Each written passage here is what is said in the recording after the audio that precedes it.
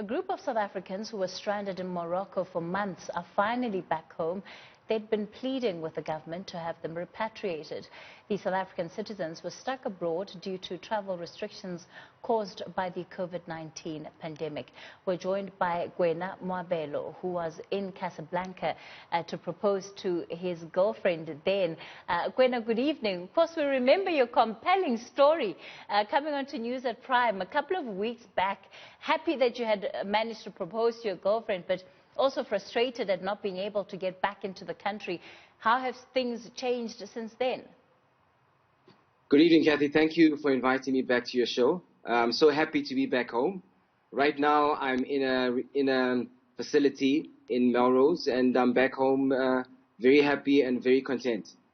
Well, you certainly should be quite comfortable at a facility in Melrose. But speak to us about the situation that you've experienced having to come back home. Was it different? And how different was it to your expectations? You know, I mean, throughout the whole period in Morocco, I had been in touch with all the South Africans that were stuck through a WhatsApp group, and I had not actually physically met them. But we then started working on a repatriation flight. And I didn't want to quite believe it, but when I met the South Africans at the Casablanca airport, I was absolutely thrilled. I knew that it was happening. I'd never been so happy to see South Africans in my life. It was such a relief to see them, and I knew that the whole trip was now finally on. It was a wonderful plan that came together so beautifully. Sure. And I think it shows what we can achieve as a nation if we work together. That's certainly good news, because not everyone has had a pleasant experience in terms of the process of this lockdown. What exactly is required of you guys under quarantine? Under quarantine, basically we need to stay in our room at all times, and we can't leave the room. We are served a meal, 3 meals a day, and every time somebody comes to deliver the meal, we must wear a mask, and they will be wearing a mask as well. So it's quite restrictive, but I suppose it's necessary with the conditions that we find ourselves in. And how often do you get tested?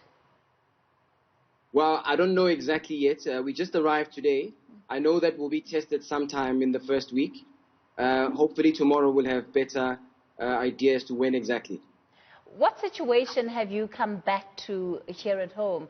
You told us about the concerns that you were having, especially around employment and being able to still make money during this period.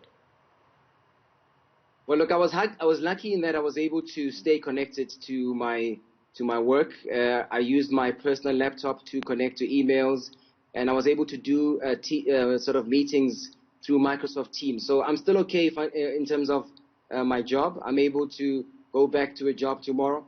I'll just reconnect again, because most people are working online anyway. So I think for me, fortunately, things are still okay. I obviously need to figure out what I'll do with my apartment as soon as I'm released here from 14 days from now, and everything else that I have to sort of look after. Is there anything else that you're worried about post this quarantine period? I think post this quarantine period, I don't really have serious worries. What I have is I just have enormous joy, because, you know, I'm finally in an environment that I understand. I'll be able to see my family eventually at some stage, and I'll be able to be in close contact with them. I can call them, while if I was in Morocco, it was very difficult to stay in touch.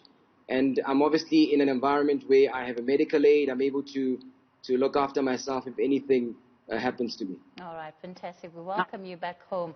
Kwena Moabelo, the South African citizen who was part of those that were stranded in Morocco, and as you heard, they arrived in the country earlier on this evening through a seamless process, as he puts it.